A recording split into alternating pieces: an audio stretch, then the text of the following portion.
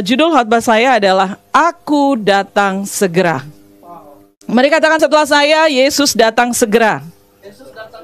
Ya, Bapak Ibu Saudara, kalimat aku datang segera ini diucapkan oleh Tuhan Yesus 5 kali dan dicatat oleh Rasul Yohanes dalam Penglihatan. Dicatat dalam kitab Wahyu itu sebanyak 5 kali. 2 kali kalimat ini ditujukan untuk jemaat-jemaat di Asia Kecil, yaitu Pergamus dan Philadelphia. Lalu 3 yang terakhir kali itu dicatat dalam satu pasal yang sama, yaitu pasal 22 sebagai penutup kitab Wahyu atau sebagai penutup seluruh firman Tuhan yang tertulis di dalam Alkitab. Nah, kita akan lihat yang pertama, waktu ini ditujukan, ucapan Tuhan Yesus ini ditujukan untuk jemaat di Pergamus. Wahyu 2 ayat 16. Sebab itu bertobatlah, jika tidak demikian aku akan segera datang kepadamu dan aku akan memerangi mereka dengan pedang yang di mulutku ini. Jadi ini sedikit cuplikan dari apa yang Yesus sampaikan untuk jemaat kota Pergamus. Saya ingin sedikit memberikan gambaran tentang kota Pergamus dan jemaat kota Pergamus. Pada abad yang pertama, kota Pergamus dikenal sebagai kota yang sangat berkembang maju, bahkan disebut sebagai the distinguished city in Asia atau kota terhormat di Asia.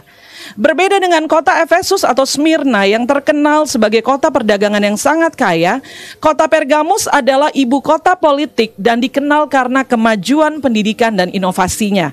Di kota Pergamus ini pula terdapat perpustakaan terbesar kedua di dunia kuno. Orang-orang di Pergamuslah yang menemukan perkamen atau kertas kulit. Bahkan kata perkamen atau parchment berasal dari kata Pergamus.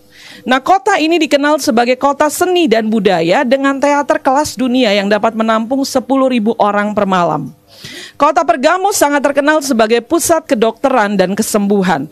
Galen yang hidup tahun 130 sampai 210 adalah seorang dokter dan seorang ahli bedah yang paling terkenal di dunia kuno saat itu. Galen adalah penduduk asli Pergamus dan menamatkan studinya di kota itu pula. Orang-orang yang sakit dari seluruh penjuru kerajaan Romawi akan datang ke kota Pergamus untuk mencari pengobatan Nah, Bapak Ibu Saudara, penduduk kota Pergamus menyembah dewa Asclepius, dewa kesembuhan dengan lambang seekor ular. Ada sebuah sekolah kedokteran yang memiliki sebuah kuil yang dipenuhi dengan berbagai macam jenis ular. Jadi waktu orang-orang sakit dari seluruh penjuru kerajaan Romawi itu datang untuk mencari pengobatan, mereka akan menginap berhari-hari lamanya di kuil itu. Dan mereka percaya bahwa sedikit sentuhan dari ular yang ada di situ merupakan jamahan dari dewa langsung dan akan membawa kesembuhan dan kesehatan yang baik. Lambang ular yang melilit sebuah tongkat, yaitu tongkat dewa Asclepius, digunakan sampai sekarang sebagai lambang dokter atau ilmu kedokteran atau kesehatan. Lebih dari semua itu, Pergamus sangat terkenal sebagai pusat agama di Asia Kecil. Pergamus adalah kota pertama yang sangat terbuka mendukung imperial cult atau pemujaan kekaisaran, atau lebih tepatnya kita sebut penyembahan kekaisaran, di mana mereka percaya bahwa kaisar itu sebagai dewa yang hidup atau setengah dewa. Pada tahun 29 sebelum Kristus, sebuah kuil didedikasikan kepada Kaisar Agustus dan para dewa Roma. Itu sebabnya Pergamus disebut tahta penyembahan kekaisaran di seluruh provinsi. Kota Pergamus dibangun di atas bukit dengan ketinggian 1.000 kaki. Dan di bawah bukit itu terdapat the Great Altar of Zeus, raja dari para dewa. Altar berukuran 35 meter kali 33 meter kali 20 meter, dibentuk seperti sebuah tahta. Itu sebabnya Tuhan Yesus menyebut Pergamus adalah tempat tahta iblis berada. Wahyu 2 ayat 13. Mari Bapak Saudara perhatikan firman Tuhan ini. Kita baca bersama-sama. Aku tahu di mana engkau diam, yaitu di sana, di tempat tahta iblis, dan engkau berpegang kepada namaku, dan engkau tidak menyangkal imanmu kepadaku, juga tidak pada zaman Antipas, saksiku yang setia kepadaku, yang dibunuh di hadapan kamu di mana iblis diam. Nah, Antipas ini adalah salah satu martir yang dibunuh pada saat penganiayaan di Pergamus. Lalu lanjutnya ayat ke-14 sampai ayat yang ke-16, tetapi aku mempunyai beberapa keberatan terhadap engkau, kata Yesus. Di antaramu ada beberapa orang yang menganut ajaran Bileam, yang memberi nasihat kepada Balak untuk menyesatkan orang Israel supaya mereka makan persembahan berhala dan berbuat zina. Demikian juga ada padamu orang-orang yang berpegang kepada ajaran pengikut Nikolaus. Sebab itu bertobatlah, jika tidak demikian aku akan segera datang kepadamu, dan aku akan memerangi mereka dengan pedang yang di mulutku ini. Nah, Bapak Saudara, kita perlu tahu apa itu ajaran Bileam dan apa itu ajaran Nikolaus. Apa itu ajaran Bileam? Bileam adalah seorang tukang tenung dari Mesopotamia yang diperintahkan oleh Balak untuk mengutuki bangsa Israel. Bapak Saudara bisa baca dalam Bilangan pasal 22 sampai 24, Ulangan 23 ayat yang keempat. Ajaran Bileam adalah ajaran yang mengajarkan toleransi terhadap paganisme. Ajaran ini mengajarkan adalah hal yang biasa saja bagi anak-anak Tuhan melakukan perzinahan karena bisa bertobat dan meminta pengampunan kembali. Bileam saat itu menyerukan kepada bangsa Israel adalah tidak apa-apa bagi mereka untuk memakan persembahan berhala dan berzina dengan bangsa-bangsa di Kanaan. Jadi Bileam adalah contoh dari seorang guru yang mempengaruhi orang untuk meninggalkan Tuhan dan menyembah berhala. Lalu apa itu ajaran Nikolaus? Nah, Bapak Saudara, sebagai salah satu jemaat yang ditugaskan untuk melayani, Nikolaus juga mengajarkan firman Tuhan. Tetapi dari Wahyu 2 ayat yang ke-6 kita bisa tahu bahwa Tuhan Yesus sangat membenci ajaran-ajaran Nikolaus. How come? Nikolaus ternyata adalah seorang penyesat. Ajaran Nikolaus adalah ajaran yang mentolerir budaya, tradisi, kebiasaan paganisme. Nikolaus mengajarkan tidak apa-apa beribadah kepada Yesus, tetapi juga melakukan tradisi praktek budaya paganisme. Perlu diketahui bahwa saat itu, pada masa itu paganisme, prakteknya itu adalah makan persembahan berhala, perzinahan, penyembahan berhala, dan lain-lain. Nah, ajaran-ajaran Nikolaus ini tanpa disadari oleh anak-anak Tuhan, telah meracuni anak-anak Tuhan di masa itu, namun sampai hari ini prakteknya itu masih terlihat. Contoh, masih ada orang Kristen yang pergi ke dukun. Masih ada orang Kristen yang terlibat dalam perzinahan. Masih ada orang Kristen yang percaya feng shui. Masih ada orang Kristen yang percaya ramalan. Masih banyak orang Kristen yang terlibat dalam okultisme. Masih banyak orang Kristen yang terlibat dalam penyembahan kepada patung, penyembahan kepada manusia. Nah, kompromi-kompromi dengan budaya paganisme ini berada dalam diri anak-anak Tuhan, dimulai dipionirkan itu oleh Nikolaus. Jadi anak-anak Tuhan malah menjadi penuh toleransi. Bahkan yang lain pun tidak mau mendisiplinkan mereka yang kompromi ini. Jadi Bapak Saudara, jemaat Efesus itu menolak mentah-mentah para pengikut Nikolaus dalam Wahyu 2 Wahyu pasal 2 ayat yang ke-6. Tetapi pada jemaat Pergamus, jemaat ada yang bertoleransi dan menjadi pengikut-pengikut Nikolaus. Luar biasa Bapak Saudara. Lalu yang kedua, kalimat Tuhan Yesus ucapan bahwa aku datang segera itu ditujukan kepada jemaat di Philadelphia. Wahyu 3 ayat 11, aku datang segera, peganglah apa yang ada padamu supaya tidak seorang pun mengambil mahkotamu. Saya sedikit memberikan gambaran terhadap kota Philadelphia dan jemaat kota Philadelphia. Kata Philadelphia dalam bahasa Yunani memiliki arti brotherly love atau kasih persaudaraan. Kota Philadelphia adalah kota termuda dari antara 7 kota yang disebutkan dalam kitab Wahyu. Kota Philadelphia memiliki jalan-jalan terbesar pada masa itu, pada zaman dunia kuno, yaitu dia menghubungkan antara benua Eropa dan benua Asia. Karena lokasinya yang sangat strategis, kota ini memiliki tujuan semula sebagai pusat misi untuk menyebarkan Hellenism, penyebaran bahasa dan budaya Yunani ke seluruh Asia. Nah, tentu saja kota Philadelphia adalah kota yang sangat makmur. Kenapa? Karena memang memiliki kepentingan perdagangan. Bahkan kota Philadelphia itu dijuluki pintu gerbang ke timur. Nah, kota Philadelphia itu terletak di patahan geologis atau jalur gempa. Oleh karena itu, Philadelphia dikenal memiliki sejarah panjang dengan berbagai macam bencana gempa bumi. Bahkan kota ini sendiri pernah hampir hancur pada tahun 17 ketika gempa bumi Lydia, yaitu salah satu dari 10 gempa terburuk di dunia, itu melanda kota Philadelphia. Nah, Bapak-Ibu Saudara, jemaat di Philadelphia ini bukan merupakan jemaat yang kaya sama sekali. Bahkan secara jumlah, Philadelphia adalah gereja yang kecil. Tapi walaupun jemaat Philadelphia memiliki kemampuan yang kecil, tapi mereka selalu mempergunakan berbagai peluang dan kesempatan untuk penginjilan yang Tuhan berikan kepada mereka. Nah, jemaat Philadelphia sangat bergantung kepada Tuhan dan sangat beriman dan setia kepada Tuhan Yesus, baik secara doktrin maupun secara etis atau secara moral. Wahyu 3 ayat 8 sampai 11. Aku tahu segala pekerjaanmu, lihatlah aku telah membuka pintu bagimu yang tidak dapat ditutup oleh seorang pun. Ini maksudnya penginjilan. Aku tahu bahwa kekuatanmu tidak seberapa karena dia bukan jemaat yang kaya dan jumlahnya juga kecil, namun engkau menuruti firmanku dan engkau tidak menyangkal namaku. Lihatlah beberapa orang dari jemaah iblis, yaitu mereka yang menyebut dirinya orang Yahudi tetapi yang sebenarnya tidak demikian, melainkan berdusta, akan kuserahkan kepadamu. Sesungguhnya aku akan menyuruh mereka datang dan tersungkur di depan kakimu dan mengaku bahwa aku mengasihi mereka. Karena engkau menuruti firmanku untuk tekun menantikan aku, maka aku pun akan melindungi engkau dari hari pencobaan yang akan datang atas seluruh dunia untuk mencobai mereka yang diam di atas bumi. Aku datang segera. Peganglah apa yang ada padamu supaya tidak seorang pun mengambil mahkotamu. Sama dengan jemaat di Smyrna, jemaat Efesus, dua jemaat ini dari antara tujuh, yaitu Smyrna dan jemaat Philadelphia, walaupun dengan kekuatan yang tidak seberapa, adalah jemaat-jemaat yang tidak dicela oleh Tuhan Yesus dalam kitab Wahyu. Jadi kalau kita baca Wahyu pasal 2 dan Wahyu pasal 3, ada 7 jemaat, 2 yang tidak dicela, itu adalah Efesus dan Philadelphia. Pada abad 13, yaitu pada saat Ottoman, pasukan Turki menyerang Eropa dan Asia Kecil, setiap kota dikalahkan. Namun Philadelphia tegak berdiri. Selama berabad-abad, kota ini adalah kota Kristen Yunani yang merdeka di tengah-tengah para penyembah berhala. Inilah benteng terakhir dari kekristenan Asia. Baru menjelang abad ke-14, kota ini jatuh. Dan sampai hari ini ada uskup Kristen dan 1.000 umat Kristen di sana.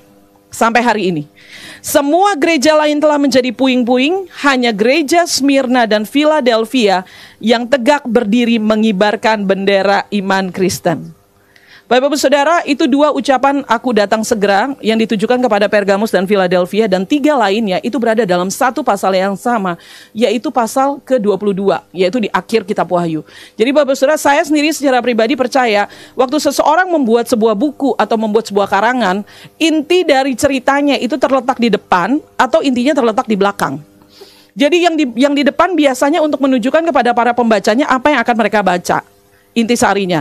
Tapi yang di belakang juga untuk menegaskan summary dari seluruh buku itu dan memberikan penekanan-penekanan.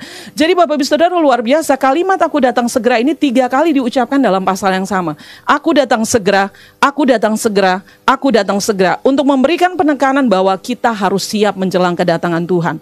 Dan ada satu yang paling kuat dalam Wahyu pasal 22 sebelum diakhiri kitab Wahyu, dikatakan barang siapa menambah perkataan-perkataan dari kitab nubuat ini, maka kepadanya akan ditambahkan malapetaka-malapetaka yang dicatat oleh kitab nubuat ini.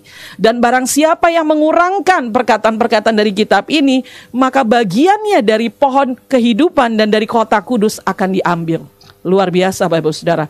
Itu sebabnya kenapa kita perlu baca kitab Wahyu. Dan kenapa kita tidak boleh berasumsi untuk menambahkan atau mengurangkan. Karena itu ada konsekuensi-konsekuensi. Bapak-Ibu Saudara, saya ingin katakan lewat khotbah saya kesempatan untuk menyampaikan suara Tuhan pada hari ini. Saya mau sampaikan satu kebenaran yang mungkin sedikit pahit, tetapi ini adalah sebuah kebenaran. Tidak semua orang Kristen akan masuk surga. Tidak semua hamba Tuhan atau pendeta akan masuk surga. Tidak semua orang yang dipenuhi oleh Roh Kudus akan masuk surga. Itu memang pahit untuk didengar, tapi sebuah kebenaran, dan lebih baik kita dengar sekarang daripada terlalu terlambat. Kalau kita tidak bisa melihat dari tadi cerita dari Pergamus dan Philadelphia, mari kita lihat dari Matius 7 ayat 21 sampai 23. Bukan setiap orang yang berseru kepadaku Tuhan, Tuhan akan masuk ke dalam kerajaan sorga, melainkan dia yang melakukan kehendak Bapakku yang di sorga. Pada hari terakhir banyak orang akan berseru kepadaku, Tuhan, Tuhan, bukankah kami bernubuat demi namamu dan mengusir setan demi namamu dan mengadakan banyak mujizat demi namamu juga? Pada waktu itulah, pada saat itu, dan itu sudah terlalu terlambat, aku akan berterus terang kepada mereka dan berkata, aku tidak pernah mengenal kamu, enyahlah daripadaku kamu sekalian pembuat kejahatan. Jadi kalau kita lihat Matius 7 ayat 21 sampai 23, it's clear already Bapak Ibu Saudara, bahwa tidak semua orang Kristen itu akan masuk sorga. Bahwa tidak semua orang yang dipenuhi Roh Kudus itu akan masuk sorga. Ini orang-orang yang giat melayani, bukan cuma sekedar ibadah, bukan cuma sekedar beri perpuluhan. Ini orang-orang yang melayani bukan dengan pelayanan-pelayanan biasa, pelayanan-pelayanan perkara-perkara supranatural Bapak Ibu Saudara. Karunia-karunia Roh Kudus, mengusir setan demi nama Tuhan, menyembuhkan orang sakit, melakukan berbagai mujizat. Namun Tuhan berkata pada akhirnya, artinya saat itu sudah terlambat, bahwa ternyata Tuhan tidak mengenal mereka. Jadi Bapak Ibu Saudara, saya percaya bahwa ini adalah wake up call, alert untuk saya, untuk Bapak Ibu Saudara, untuk kita bersiap-siap dan berjaga-jaga. Dan GKRI percaya bahwa sebelum ada masa Great Tribulation, masa kesesakan besar, kita akan mengalami pengangkatan atau rapture. Namun juga kebenarannya adalah tidak semua orang Kristen akan mengalami pengangkatan atau rapture. Tidak semua hamba Tuhan, tidak semua pendeta akan mengalami pengangkatan atau rapture. Tidak semua orang yang dipenuhi oleh Roh Kudus akan mengalami pengangkatan atau rapture. Kalau kita lihat kitab Wahyu, kita akan melihat banyak orang-orang kudus akan dibunuh, akan mati oleh karena mempertahankan imannya. Itu saja sendiri sudah membuktikan bahwa akan banyak orang yang tertinggal. Tapi juga minimal Bapak Ibu Saudara, kalau kita ingin belajar, ingin tahu gitu, apa sih kriterianya diangkat atau tidak diangkat. Saya juga tidak bilang saya tahu semua. Tapi paling tidak saya mengambil beberapa kesimpulan dari beberapa ayat yang saya baca, yang saya pelajari, yang saya renungkan, dan saya ingin bagikan untuk Bapak Ibu Saudara. Dari sini saja kita sudah ada gambaran, ada beberapa screening untuk orang-orang bisa diangkat dan bahkan masuk sorga. Lukas 21 ayat 36, berjaga-jagalah senantiasa sambil berdoa, supaya kamu beroleh kekuatan untuk luput dari semua yang akan terjadi itu, dan supaya kamu tahan berdiri di hadapan Anak Manusia. Kalau kita berdoa bukan karena kita GKRI Hope House of Prayer, di mana doa itu adalah DNA kita. No, we need to pray. Kita butuh doa-doa. Kita perlu berdoa. Kenapa? Kalau kita tidak berdoa, kita tidak bisa berjaga-jaga. Kalau kita tidak berdoa, kita tidak akan memperoleh kekuatan untuk luput dari semua itu. Dan kalau kita tidak berdoa, kita tidak akan tahan berdiri di hadapan Anak Manusia pada waktunya kelak. Setuju, katakan amin. Wahyu 3 ayat 10, karena engkau menuruti firmanku untuk tekun menantikan aku, maka aku pun akan melindungi engkau dari hari pencobaan yang akan datang ke atas seluruh dunia untuk mencobai mereka yang diam di bumi. Ini ucapan ditujukan kepada jemaat di Philadelphia. Jemaat di Philadelphia ini kurang apa Bapak Saudara? Jemaat ini jemaat yang sangat setia, sangat loyal kepada Tuhan baik secara doktrin maupun secara etis. Jemaat Philadelphia ini tinggal di jalur gempa, di mana hampir setiap hari itu gempa. Mereka itu tidak tinggal di bangunan seperti kita. Mereka itu tidurnya di kemah-kemah Bapak Saudara. Kenapa? Satu waktu bagian kota ini akan hancur. Satu waktu bangunan mereka akan retak. Jadi mereka tidak berani untuk tidur dalam bangunan. Mereka itu tidur di kemah. Dan sewaktu-waktu kota ini runtuh. Jadi mereka adalah orang-orang Kristen yang selalu diliputi oleh kecemasan. Jangan kita takut dengan COVID-19 karena mereka ini adalah orang-orang yang sewaktu-waktu gempa ya tiba-tiba mati. Jadi sangat-sangat luar biasa iman mereka. Tapi Tuhan berkata, karena engkau menuruti firmanku, Bapak Ibu Saudara, untuk bisa diluputkan dari hari pencobaan yang akan sampai untuk semua orang di seluruh bumi, maka kita perlu menuruti firman Tuhan. Ini bukan masalah seberapa banyak yang kita tahu. Saya percaya jemaat GKRI Hope itu sudah banyak tahu firman. Kita ikut berbagai macam kelas, kita ikut berbagai macam pengajaran. Tapi firman Tuhan berkata yang paling penting itu berapa banyak engkau menuruti firman. Amin. Jadi apapun firman yang kita tahu itu tidak akan bisa membawa kita sampai ke sorga Bapak Saudara. Tapi berapa banyak firman yang kita lakukan itu yang memastikan keselamatan kita. Itulah definisi mengerjakan keselamatan dengan takut dan gentar. 1 Tesalonika 5 ayat 8-9. Tetapi kita yang adalah orang-orang siang, baiklah kita sadar, berbaju zirahkan iman dan kasih, dan berketompongan pengharapan keselamatan. Karena Allah tidak menetapkan kita untuk ditimpa murka, tetapi untuk beroleh keselamatan oleh Yesus Kristus Tuhan kita. Nanti akan ada hari, the day of the Lord, hari murka Tuhan. Bagaimana kita bisa luput dari situ? Kalau kita adalah orang-orang yang sadar, berbaju zirahkan keadilan dan kasih, iman dan kasih, dan berketompongan pengharapan keselamatan. Saya sedikit ambil kasih Bapak Ibu Saudara. Pada zaman COVID ini, pada masa ini, semua orang itu bermasalah secara finansial. Mau orang itu bekerja, mau orang itu berbisnis, mau orang itu semua profesi, semua terkena imbas. Semua orang terkena imbas. Dan seringkali itu menjadi alasan bagi banyak orang untuk tidak berbuat baik kepada sesama atau orang yang lebih kurang beruntung dari dia. Kenapa? Karena banyak alasan. Saya belum bayar tagihan. Saya sendiri juga susah. Saya sendiri juga nggak punya uang. salah Bapak Ibu Saudara. Amsal 3:27 katakan, jangan menahan kebaikan dari orang-orang yang berhak menerimanya, padahal kamu mampu untuk melakukannya. Alkitab bilang, Alkitab berkata begini Bapak Ibu Saudara, kalaupun kita punya pakaian cuma 2, dan orang lain membutuhkan pakaian, kasih yang 1. Itu sedemikian luar biasanya. Jadi kalau kita punya uang dan kita bilang nggak punya uang, terus ada orang yang benar-benar nggak bisa makan, kita tuh harus kasih. Jadi itulah makna dari Amsal 3:27. Jangan menahan kebaikan dari orang-orang yang berhak mendapatkannya, padahal kamu mampu melakukannya. Jadi Tuhan tuh nggak menunggu kita sampai kaya, sampai settle, sampai bisa bayar tagihan, baru kita berbuat baik. No, 2 pakaian saja, kata Tuhan kamu kasih 1 pakaiannya. Jadi Bapak-Ibu Saudara, ini aja salah satu kriteria antara orang-orang yang akan ditimpa murka dengan yang tidak ditimpa murka. Betapa banyak Bapak-Ibu Saudara. Wahyu 3:1-3. Dan tuliskanlah kepada malaikat jemaat di Sardis, inilah firman dia yang memiliki 7 roh Allah dan 7 bintang itu. Aku tahu segala pekerjaanmu, engkau dikatakan hidup padahal engkau mati. Bangunlah dan kuatkanlah apa yang masih tinggal, yang sudah hampir mati. Sebab tidak satu pun dari pekerjaanmu aku dapati sempurna di hadapan Allahku. Karena itu ingatlah bagaimana engkau telah menerima dan mendengarnya, turutilah itu dan bertobatlah. Karena jika engkau tidak berjaga-jaga, aku akan datang seperti pencuri dan engkau tidak tahu pada waktu manakah aku tiba-tiba datang kepadamu. Bapak Saudara, saya mau katakan bahwa jadi orang Kristen itu jangan nanggung. Amin. Jadi orang Kristen itu jangan nanggung. Jangan kita mengira kita hidup padahal bagi Tuhan kita mati. Kenapa? Ini orang Kristen yang nanggung, nggak on fire, nggak all out. Makanya kalau saya sih jujur saya percaya bahwa kata radikal itu adalah kata yang positif selama itu radikal terhadap kebenaran firman Tuhan.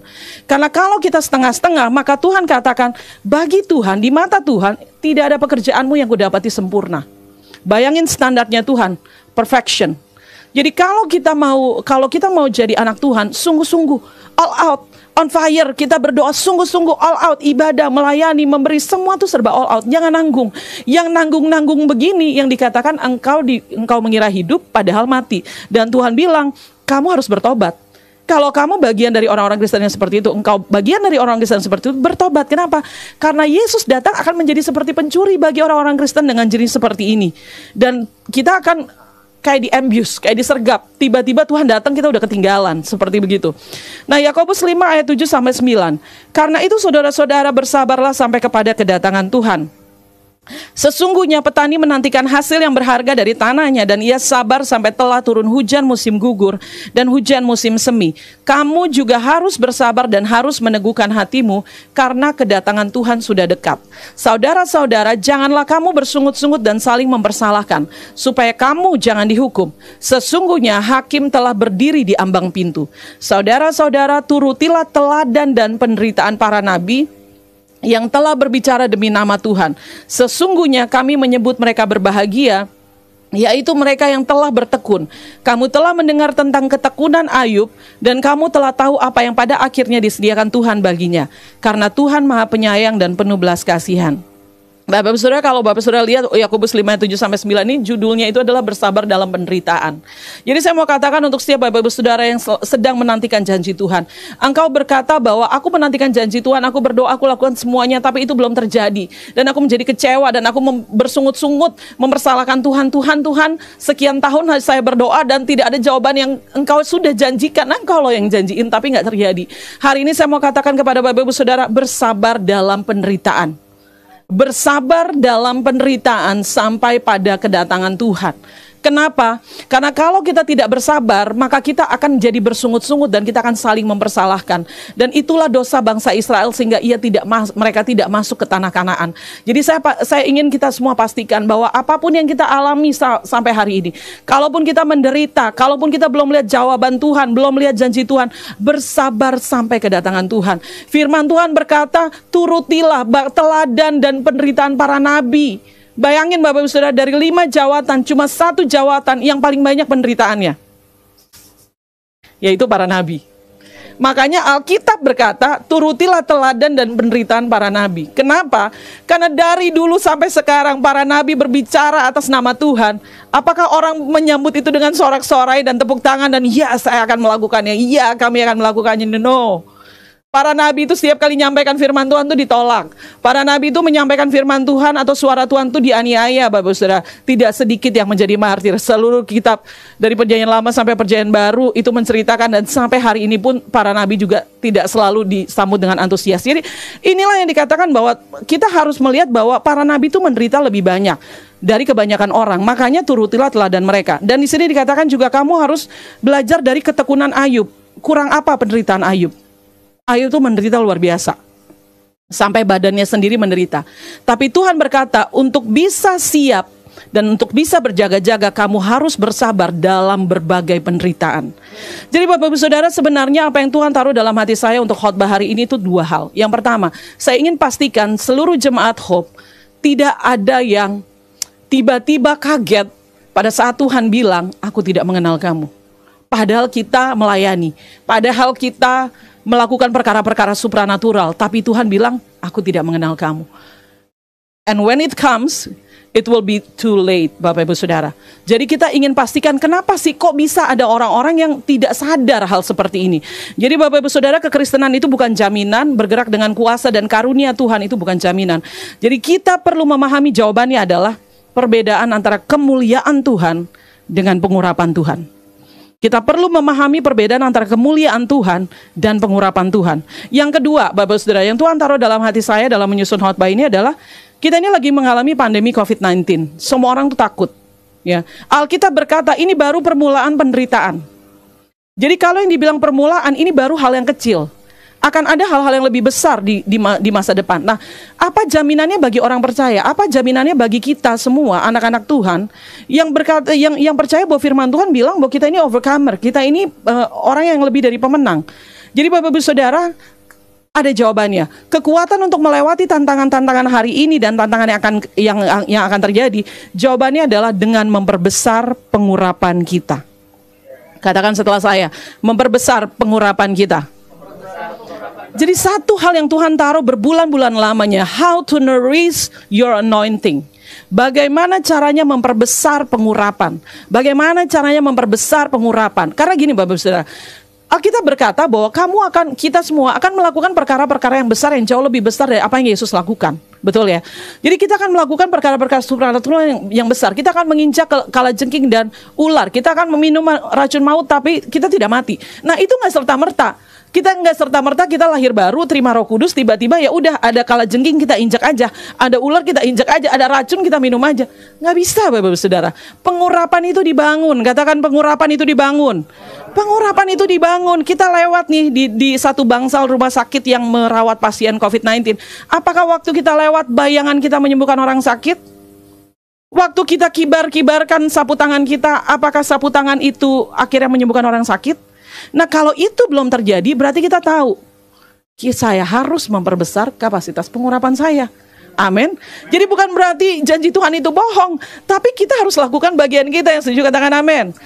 Ya Bapak Saudara, kenapa kita perlu memperbesar pengurapan kita? Yesaya 10 ayat 27, pada waktu itu beban yang ditimpakan mereka atas bahumu akan terbuang, dan kuk yang diletakkan mereka atas tengkukmu akan lenyap. Dalam bahasa Inggrisnya, and the yoke shall be destroyed because of the anointing. Pergumulan persoalan ini diselesaikan lewat pengurapan Tuhan yang ada di dalam kita. Nah, kita akan belajar, ini inti dari khotbah saya. Kemuliaan Tuhan dan pengurapan Tuhan. Bagaimana memperbesar pengurapan. Bapak Ibu Saudara, kita harus tahu bahwa antara pengurapan dan kemuliaan Tuhan itu berkaitan erat. Tidak bisa kita pisahkan. Jadi kita lihat dalam Kisah Rasul 1 ayat yang ke-8. Kisah Para Rasul 1 ayat yang ke-8. Tetapi kamu akan menerima kuasa kalau Roh Kudus turun ke atas kamu, dan kamu akan menjadi saksiku di Yerusalem dan di seluruh Yudea dan Samaria dan sampai ke ujung bumi. Apa itu pengurapan, Bapak Ibu Saudara? Pengurapan adalah manifestasi kehadiran Tuhan. Kalau Tuhan hadir, maka itu akan menghasilkan manifestasi. Manifestasinya adalah pengurapan. Jadi pengurapan Tuhan itu tidak sama dengan hadirat Tuhan. Pengurapan Tuhan tidak sama dengan hadirat Tuhan. Jadi kalau saya simpulkan Bapak Ibu Saudara, saya nggak tahu apakah ini dimasukkan dalam multimedia, hadirat Tuhan sama dengan kemuliaan Tuhan. Pengurapan Tuhan itu sama dengan kuasa Tuhan. Saya ulang sekali lagi. Hadirat Tuhan sama dengan kemuliaan Tuhan. Kalau kita bicara kemuliaan Tuhan, kita bicara hadirat Tuhan. Kalau kita bicara kuasa Tuhan, kita bicara pengurapan Tuhan. Sampai di sini bisa diikuti, amin Bapak Ibu Saudara. Jadi rumusnya itu hadirat Tuhan itu sama dengan kemuliaan, kuasa Tuhan itu sama dengan pengurapan Tuhan. Nah, kalau kita lihat Kisah Rasul 1 ayat yang ke-8. Tapi kamu akan menerima kuasa. Jadi tetapi kamu akan menerima pengurapan. Kalau Roh Kudus, pribadi Tuhan, hadirat Tuhan, kemuliaan Tuhan turun ke atas kamu.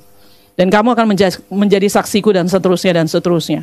Jadi Bapak Ibu Saudara, jika kita ingin memiliki pengurapan yang lebih besar, maka kita juga harus mempelajari kemuliaan Tuhan. Kenapa? Karena pengurapan Tuhan adalah manifestasi dari kemuliaan Tuhan. Tapi ada satu yang ingin saya perjelas, saya juga ingin kalau bisa ditampilkan. Pengurapan selalu dimulai dari kemuliaan Tuhan. Pengurapan selalu dimulai dari kemuliaan Tuhan, tetapi pengurapan bisa berakhir tanpa kemuliaan Tuhan. Saya ulang, pengurapan itu akan selalu dimulai dari kemuliaan Tuhan, tetapi pengurapan bisa berakhir tanpa kemuliaan Tuhan.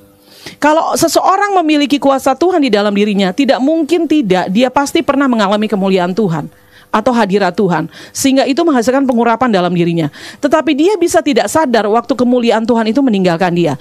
Jadi Bapak Ibu Saudara, kemuliaan Tuhan itu akan tetap berada dalam hidup seseorang selama orang itu setia kepada Tuhan. Setia itu bukan cuma jadi Kristen, sekali lagi, kita jangan pakai standar yang itu. Setia itu bukan cuma sekedar saudara beribadah, bayar perpuluhan, berdoa, dan lain sebagainya. Setia itu ketika saudara melakukan firman Tuhan. Kemuliaan Tuhan dalam diri seseorang akan melahirkan pengurapan dalam dirinya. Karena ini otomatis. Setiap kali seseorang engage dengan the glory of God, every time you engage with the God's presence, itu akan melahirkan pengurapan. Semakin sering, semakin banyak pengurapannya, semakin besar. Nah, kuasa Tuhan itu adalah bentuk pemberian dari kemuliaan Tuhan. Jadi setiap kali kemuliaan Tuhan menghampiri seseorang atau mendatangi seseorang, mungkin waktu-waktu pribadi atau ibadah bersama seperti ini, maka itu akan dia akan memberikan yang namanya kuasa atau pengurapan. Itu adalah bentuk pemberian. Dan bentuk pemberian ini tidak akan diambil lagi oleh Tuhan. Jadi waktu kemuliaan Tuhan itu pergi, pengurapan tetap tinggal. Jadi jika seseorang berubah setia kepada Tuhan dan kemuliaan Tuhan telah meninggalkan dia, pengurapannya tetap bisa bekerja dalam diri orang tersebut. Jadi kemuliaan Tuhan bisa meninggalkan seseorang, tetapi kuasa Tuhan tetap tinggal. Kemuliaan Tuhan bisa meninggalkan seseorang, tetapi kuasa Tuhan tetap tinggal. Nah, Alkitab mencatat Samson saja tidak menyadari waktu kemuliaan Tuhan itu meninggalkan dia. Hakim-Hakim 16 ayat 20 bagian yang terakhir. Tetapi tidaklah diketahuinya bahwa Tuhan telah meninggalkan dia. Kemuliaan Tuhan waktu datang itu ada suaranya, ada noise-nya Bapak Ibu Saudara. Ya, kita waktu dipenuhi oleh Roh Kudus, baptis Roh Kudus yang pertama kali, ada bukti kita berbahasa roh dan lain sebagainya. Tapi waktu kemuliaan Tuhan itu meninggalkan seseorang in silent, itu bahayanya. Roh Tuhan telah meninggalkan Saul, namun Saul masih dapat bernubuat. Nah, Bapak Ibu Saudara, ada ayat yang luar biasa, ini menjadi dasar kita untuk belajar mengerti tentang kemuliaan Tuhan. Yaitu Keluaran 33 ayat 18 sampai 19, ayat yang sangat terkenal, dan kita tahu ini permintaan Musa. Dan kita akan melihat definisi kemuliaan Tuhan dari ayat-ayat ini yang akan kita baca. Tetapi jawabnya, perlihatkanlah kiranya kemuliaanmu kepadaku. Itu kata Musa. Ingat, Musa minta, Tuhan, show me your glory. Show me your glory. Exactly one question only, satu pertanyaan saja. Saya ingin melihat kemuliaan. Kita lihat respon Tuhan, itulah definisi kemuliaan. Itulah rumus kemuliaan.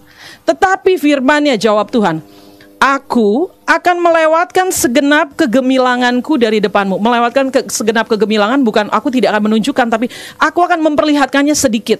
Aku akan melewatkan aku akan memperlihatkan sedikit segenap kegemilanganku dari depanmu dan menyerukan nama Tuhan di depanmu. Jadi a glimpse gitu. Jadi melewatkan, cuma yang kita pelototin gitu. Itu dilewatkan. Aku akan melewatkan segenap kegemilanganku dari depanmu.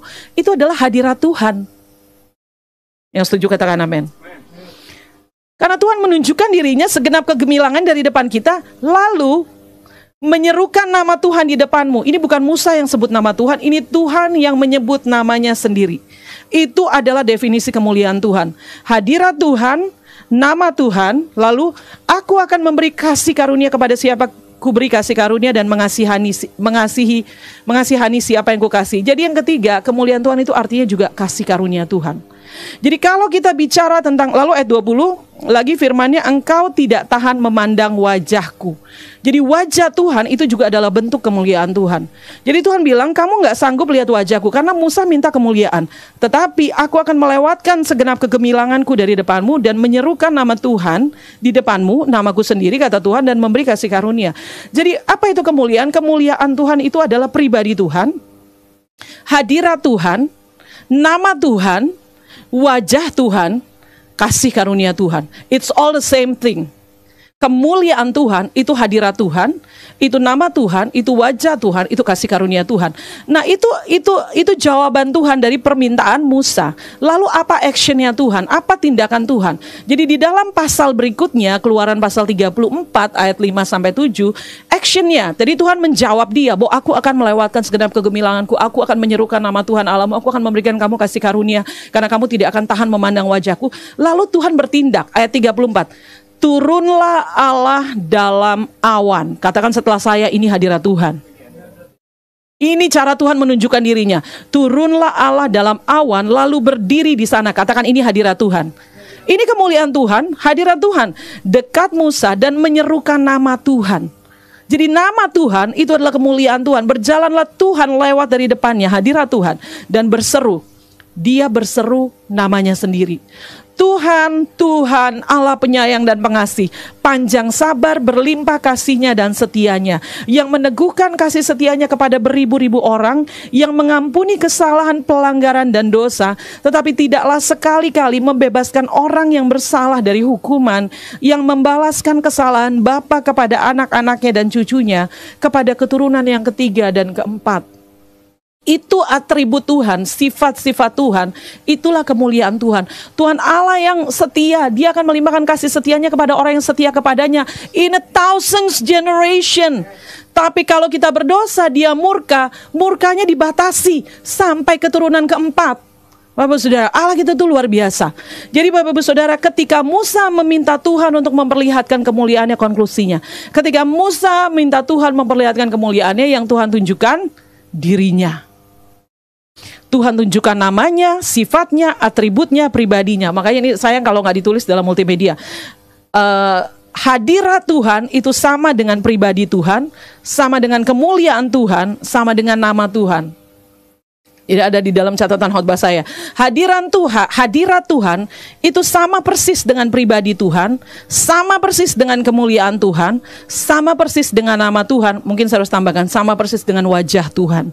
Jadi setiap kali, Bapak Saudara menarik ya, setiap kali kita berdoa di dalam nama Yesus, kita kan kalau berdoa dalam nama Tuhan Yesus.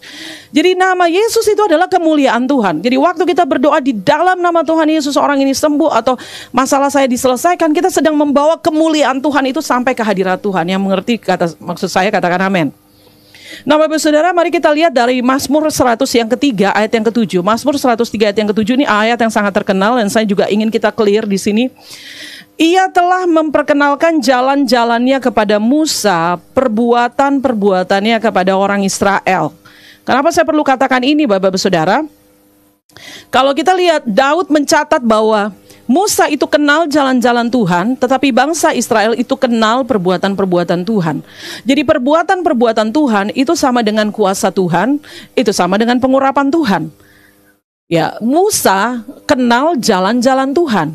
Padahal Musa kenal pribadi Tuhan, kenal kemuliaan Tuhan, kenal hadirat Tuhan. Jadi jalan-jalan Tuhan itu akan dihasilkan waktu seseorang mengenal kemuliaan Tuhan, mengenal pribadi Tuhan, mengenal wajah Tuhan, mengenal sifat-sifat Tuhan, sehingga dia mengerti jalan-jalan Tuhan. Jadi jalan-jalan Tuhan itu hubungannya dengan kemuliaan Tuhan. Perbuatan-perbuatan Tuhan itu berhubungan dengan kuasa Tuhan. Amin, Bapak Ibu Saudara. Nah, kita tahu bahwa bangsa Israel itu meninggalkan Tuhan eventually. Musa tidak pernah meninggalkan Tuhan sampai pada akhirnya. Jadi kalau saya kasih kesimpulan, orang yang mengenal pribadi Tuhan tidak akan meninggalkan Tuhan. Orang yang mengenal pribadi Tuhan tidak akan meninggalkan Tuhan, tetapi orang yang mengenal kuasa Tuhan akan meninggalkan Tuhan. Dapat meninggalkan Tuhan.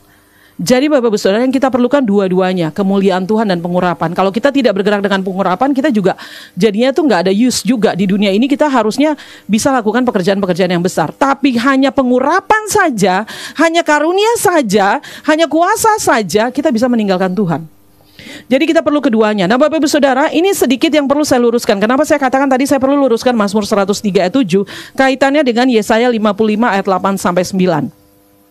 Sebab rancanganku bukanlah rancanganmu, dan jalanmu bukanlah jalanku, demikian firman Tuhan. Seperti tingginya langit dari bumi, demikianlah tingginya jalanku dari jalanmu, dan rancanganku dari rancanganmu. Dulu saya tidak mengerti ayat ini. Saya berpikir sampai kapanpun saya tidak akan mengerti pikiran Tuhan. By the way, ini rancangan ini dalam bahasa Inggrisnya itu your thought dan my thought. Jadi pikiran Tuhan. Rancangan ini sebenarnya bahasa Inggrisnya itu sebenarnya pikiran Tuhan. Jadi dari dulu saya berpikir bahwa saya tidak akan mengerti pikiran Tuhan, saya tidak akan mengerti jalan Tuhan, saya tidak akan mengerti rancangan Tuhan. Salah Bapak Ibu Saudara. Orang yang tidak mengenal Tuhanlah yang tidak mengerti rancangan Tuhan. Jadi jangan kita berpikir flaky bagi seseorang yang mungkin kalau dia mau kemana-mana aja dia tanya Tuhan, atau Tuhan berbicara kepada dia. Bapak Ibu Saudara, kita bisa tahu pikiran Tuhan untuk pilih pasangan hidup, untuk pilih pekerjaan, untuk pilih bisnis, untuk pilih rumah, untuk semua yang kita lakukan. Karena kita kenal pribadi Tuhan, kita kenal pikiran Tuhan. Karena ini berhubungan. Musa kenal jalan-jalan Tuhan, tetapi bangsa Israel tidak kenal jalan-jalan Tuhan. Jadi kalau jalan-jalan Tuhan itu terlalu tinggi dari jalan-jalan kita, karena kita tidak kenal pribadi Tuhan. Karena kita sering melewatkan masa-masa di mana kemuliaan Tuhan itu bisa menjamah kita. Pribadi Tuhan itu bisa mengubah kita. Sehingga kita tuh nggak punya pewahyuan. Inilah yang dikatakan Bapak Ibu Saudara bahwa seseorang yang lebih banyak di hadirat Tuhan, seseorang yang mengenal kemuliaan Tuhan, maka orang itu secara otomatis tuh jadi ngerti pikiran Tuhan, jadi tahu yang mau dilakukan, yang tahu yang mau diambil. Dia nggak pernah ragu. Orang pikir dia sombong, sok tahu gitu loh, sok ngerti jalan Tuhan. Ini nggak bisa dipungkiri. Orang-orang yang kenal dan lebih banyak di hadirat Tuhan, dia tahu for sure. Saya tahu for sure kenapa saya harus menikah dengan Pastor Yosef. Ya itu ada waktu sendiri session di mana saya bisa cerita background kenapa saya sampai menikah dengan Pastor Yosef. I know for sure Bapak Ibu Saudara, I know for sure saya harus bergerak dalam bisnis, I know for sure saya harus stop, I know for sure banyak hal. Jadi saya percaya Bapak Ibu Saudara, ini bukan sebuah kesombongan. Ini adalah hasil pengenalan kita dengan Tuhan. Yang setuju katakan amin. Ya Bapak Ibu Saudara, lalu Keluaran 33 ayat 13 sampai 14. Maka sekarang jika aku kiranya mendapat kasih karunia di hadapanmu, beritahukanlah kiranya jalanmu kepadaku sehingga aku mengenal engkau. Katakan aku mengenal engkau. Siapa di sini yang bisa berkata bahwa Tuhan aku mengenal engkau? Atau Tuhan itu terlalu sulit, atau Tuhan itu terlalu misterius. Kadang baca Alkitab aja susah pahami. Tapi waktu seseorang mengenal Tuhan tuh baca Alkitab itu kayak semua kalimat-kalimatnya tuh muncul loncat semua. Kenapa? Karena aku mengenal engkau Tuhan. Kenapa? Karena aku dapat kasih karunia. Ini penting loh. Musa bilang gini, Tuhan jika aku kiranya mendapat kasih karunia di hadapanmu, jikalau aku mendapatkan, memang benar kata Musa, kalau aku dapat kemuliaanmu, aku dapat kasih karuniamu, beritahukanlah kiranya jalanmu kepadaku sehingga aku mengenal engkau, supaya aku tetap mendapat kasih karuniamu. Kita pernah dapat kemuliaan Tuhan, lalu berkata, Tuhan kalau aku dapat kemuliaanmu, kalau aku dapat kasih karuniamu, kasih tahu aku jalan-jalanmu Tuhan, supaya aku mengenal engkau dan aku tetap dalam kasih karuniamu. Jadi kalau kita mendapat kemuliaan Tuhan, jikalau kemuliaan Tuhan itu ada padaku, beritahukan jalan-jalanmu supaya aku mengenal engkau, dan supaya kemuliaan Tuhan itu tidak pernah lagi meninggalkan aku. Itu doa Musa kepada Tuhan, dan Tuhan bilang, aku sendiri hendak membimbing engkau dan memberikan ketentraman kepadamu. Itu sebabnya masa-masa penyembahan, masa-masa berdoa itu adalah waktu-waktu ditransformasi dengan pengenalan akan Tuhan, dengan pewahyuan akan Tuhan. Saya selalu percaya seseorang yang berdoa itu selalu ada hasilnya. Selalu ada hasilnya. Apa yang kamu dapat waktu berdoa? Apa yang kamu dapat waktu kamu baca Alkitab? Apa yang kamu dapat waktu konsel? Apa yang kamu dapat waktu pemuritan? Kalau kamu tidak dapat apa-apa, You are not experience God's glory. You are not experience God's presence. Engkau tidak sedang mengalami itu, Bapak Ibu Saudara. Karena kemuliaan Tuhan kita akan lihat, Bapak Ibu Saudara. Kemuliaan Tuhan pribadi, hadirat sifat-sifat Tuhan, tujuannya untuk mengenal jalan-jalan Tuhan, untuk mengenal Tuhan, dan untuk mendapatkan kasih karunia Tuhan. Bapak Ibu Saudara, kemuliaan Tuhan, sedikit perbedaan kemuliaan Tuhan dengan pengurapan. Kemuliaan Tuhan itu tidak dapat kita rasakan secara fisik. Kalau kita menyembah Tuhan dan kita merasa goosebump, kita merasa merinding, yang kita alami itu pengurapan Tuhan, itu kuasa Tuhan. Sehingga tubuh kita bisa disembuhkan, tubuh kita bisa mengalami mujizat, karena pengurapan itu bisa dialami secara physically. Tetapi kemuliaan Tuhan itu dialami oleh manusia roh kita. Kenapa? Karena kemuliaan Tuhan itu adalah pribadi Tuhan. Kemuliaan Tuhan itu adalah wajah Tuhan, adalah nama Tuhan, karakteristik Tuhan, sifat-sifat Tuhan. Kita akan lihat bukti-bukti dari firman Tuhan. Kalau misalnya kemuliaan Tuhan itu bisa dimanifestasikan secara fisik, maka kita bisa mati, Bapak Ibu Saudara. Keluaran 34 ayat 20 lagi firmannya, engkau tidak tahan memandang wajahku. Wajah Tuhan itu adalah kemuliaan Tuhan, sebab tidak ada orang yang memandang aku dapat hidup. Jadi kemuliaan Tuhan itu tidak bisa diterima secara fisik, dalam arti kata tubuh kita cannot handle it.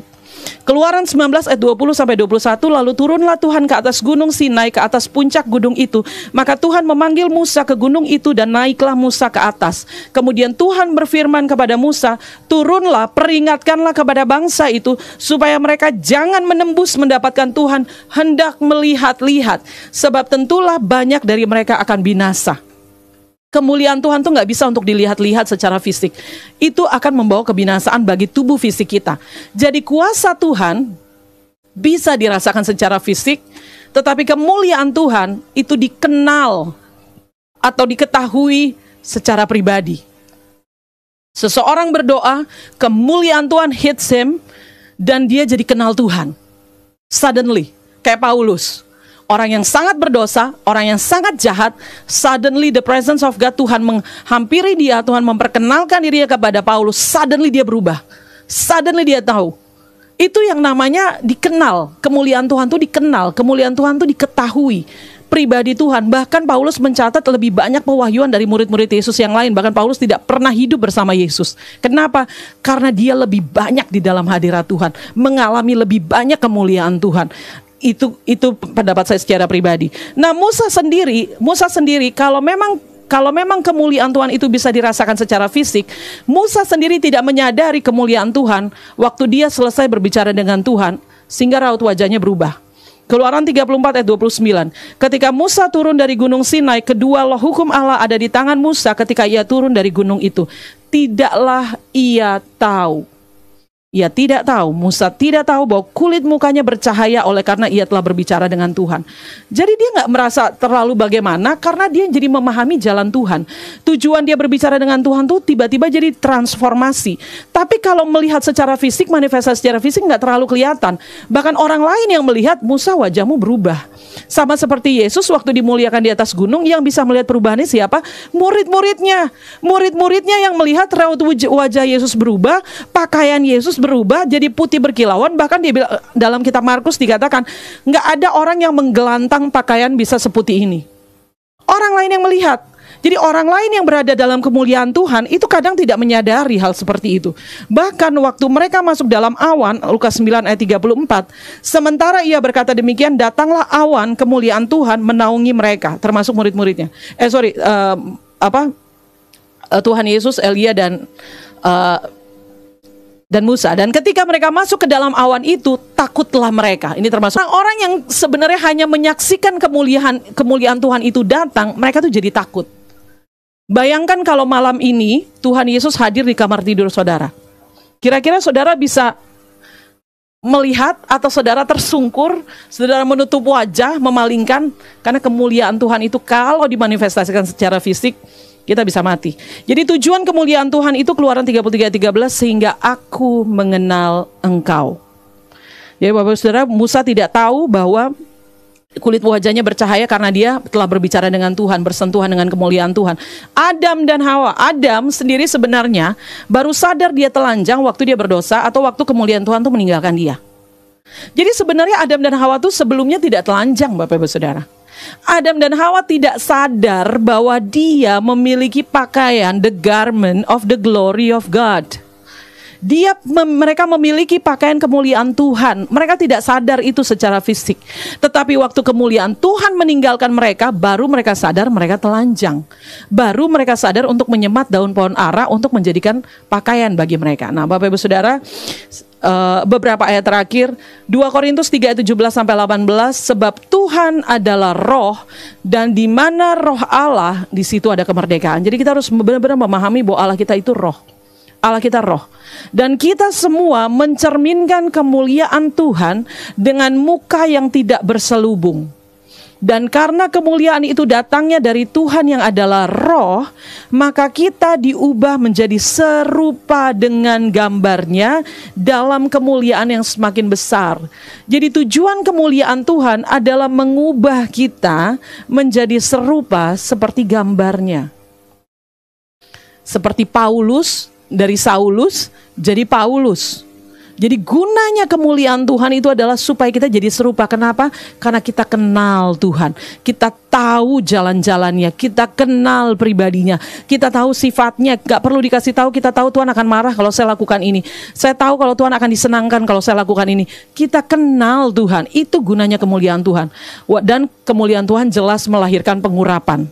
Otomatis setiap kali kemuliaan Tuhan engage dengan kita, maka pengurapan kita juga pasti akan semakin besar. Karena ingat Kisah Rasul 1 ayat 8, tetapi kamu akan menerima kuasa kalau Roh Kudus turun atas kamu. Jadi Mazmur 42 ayat 8, di manakah kemuliaan Tuhan kita rasakan? Ini beberapa ayat terakhir, Bapak Saudara masih bertahan ya, kurang lebih 2-3 menit. Mazmur 42 ayat ke-8, samudra raya berpanggil-panggilan dengan deru air terjunmu, segala gelora dan gelombangmu bergulung melingkupi aku. Ya, pahami ini Bapak Ibu Saudara, Allah itu roh. Jadi waktu ayat ini menjelaskan ada sesuatu yang menggulung melingkupi aku. Ini enggak secara fisik samudra menggulung Raja Daud. Tenggelam dong, mati dong. Enggak, ini dalam bahasa Inggrisnya deep called unto deep. The deepest of God. Apa itu? Roh Tuhan. Itu seperti samudra raya yang bergulung-gulung, seperti deru air terjun. Ini sesuatu yang sangat dalam. Segala gelora, segala gelombang Tuhan bergulung. Jadi waktu kita mengalami dan merasakan kemuliaan Tuhan, ya kita bisa rasakan, tapi bukan secara fisik. Rohmu, waktu engkau bersama-sama dengan Tuhan, spending time dengan Tuhan, dan engkau merasakan itu seperti gelombang, seperti samudra raya, seperti deru air terjun, seperti gelora yang melingkupi rohmu. Engkau sudah sampai pada kemuliaan Tuhan. Kemuliaan Tuhan itu sudah engage dengan engkau. Dan engkau tidak mau keluar dari ruang doamu. Kau akan bisa sejam, 2 jam, 3 jam. Dan kalau kita gak ingat kewajiban kita untuk mandi, untuk WFH, untuk masak sebagai ibu rumah tangga, kayaknya gak mau keluar. Itu kayak sebuah kecanduan. Kenapa? Karena itulah yang melingkupi kita, itu yang take over kita waktu roh kita dengan roh Tuhan berkomunikasi. Sekali lagi karena Allah adalah roh. Yohanes 4:24, Allah itu roh. Kalau kita mau menyembah Dia harus menyembah Dia dalam roh dan kebenaran. Jangan sampai tubuh, jangan sampai jiwa. Kita belum mengalami itu Bapak Ibu Saudara. Mazmur 91, 2 ayat yang terakhir. Mazmur 91 ayat yang pertama. Orang yang duduk dalam lindungan yang maha tinggi dan bermalam dalam naungan yang maha kuasa akan berkata kepada Tuhan, tempat perlindunganku dan kubu pertahananku, Allahku yang kupercayai. Ini ayat, mohon maaf, pada masa pandemi ini di-quote banyak banget orang Kristen. Saya ngelihat banyak orang Kristen ngafalin ayat ini, bahkan ditulis, dimasukin di dompet. Seolah-olah jadi mantra Bapak Ibu Saudara. I'm sorry to say, but it doesn't work that way. Kita mau quote ayat ini, kita mau ucapkan, kalau kita tidak hidup dalam kemuliaan Tuhan tuh gak bisa.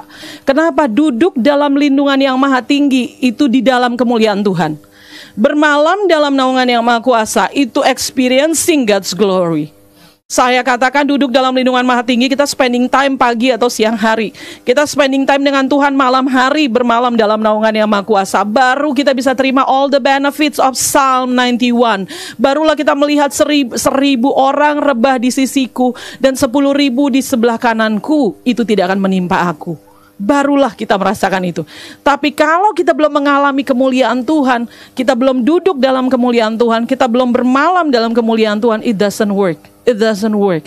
Ini ayat tidak bekerja untuk semua orang Kristen. Hanya orang Kristen yang mengenal Tuhan, hanya orang Kristen yang mengalami Tuhan lewat kemuliaan Tuhan, lewat hadirat Tuhan, mereka lah yang akan mengalami benefits, all the benefits of Psalm 91. Dan saya mau katakan Bapak Saudara, hadirat Tuhan tidak datang karena kita menjerit atau berteriak. Hadirat Tuhan tidak datang ketika kita berdoa berjam-jam. Hadirat Tuhan tidak datang ketika kita berpuasa berhari-hari. Tapi hadirat Tuhan datang ketika saya berdoa sampai pada kedalaman roh saya. Hadirat Tuhan, God's glory, God's presence akan datang waktu saya berpuasa dengan mencari Tuhan dengan segenap hati saya. Hadirat Tuhan datang ketika saya mencari sampai kedalaman roh saya. Amin. Bapak Ibu Saudara, saya undang para pemain musik, saya akan bacakan ayat terakhir. Yesaya 26 ayat 8-9. Ya Tuhan, kami juga menanti-nantikan saatnya Engkau menjalankan penghakiman. Kesukaan kami ialah menyebut nama-Mu. Kemuliaan Tuhan, pribadi Tuhan, sifat Tuhan, karakter Tuhan, atribut Tuhan. Dan mengingat Engkau, pribadi Tuhan, personal, God's persons, God's in persons, atribut Tuhan, sifat Tuhan. Mengingat Engkau. Dan segenap jiwa, dengan segenap jiwa aku merindukan Engkau pada waktu malam. Dan dengan sepenuh hati aku mencari Engkau pada waktu pagi. Sebab apabila Engkau datang menghakimi bumi, maka penduduk dunia akan belajar apa yang benar. Kebenaran Tuhan, jalan-jalan Tuhan didapatkan waktu kita bertemu Tuhan. Waktu kita bertemu pribadinya. Kapan kita bertemu Tuhan? Waktu roh kita dapat merasakan roh Tuhan. Waktu roh kita merasakannya. Dan itu didapat waktu kita mencari Tuhan dengan segenap hati. Kita menemukan banyak kalimat, aku mencari Engkau Tuhan, aku mencari Engkau. Mazmur Daud katakan aku mencari Engkau sekian banyak. Tapi kita tidak tahu bahwa mencari Tuhan bukan cuma sekedar saudara nyalakan YouTube saudara atau buka Instagram dan Facebook saudara dan saudara nonton live streaming. Tapi deep down, you're not looking for Him. Engkau tidak mencari Dia dengan segenap hati. Jikalau engkau tidak mencari Tuhan dengan segenap hatimu, jikalau engkau tidak mencari Tuhan dengan segenap jiwamu, engkau tidak akan pernah merasakan pribadi Tuhan. Engkau tidak bisa merasakan pengenalan Tuhan. Engkau tidak bisa mengalami pewahyuan dari Tuhan. Engkau tidak akan mengalami bahwa engkau dibawa Tuhan, rohmu dibawa Tuhan.